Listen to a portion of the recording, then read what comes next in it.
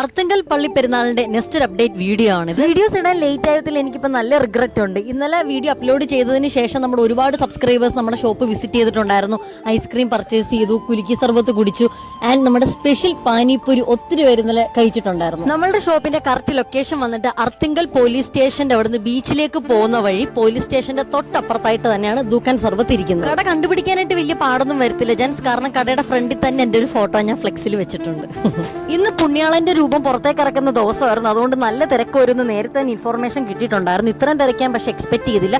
എല്ലാരും കൂടെ ഒന്ന് ഇടിച്ച് പൊളിച്ച് താഴത്തിടണ്ടല്ലോ എന്നോർത്തിട്ട് എന്റെ പാനിപ്പൂരിയുടെ തട്ടിയാൻ നേരെ എടുത്ത് ബാക്കിലേക്ക് വെച്ചു ജെൻസ്.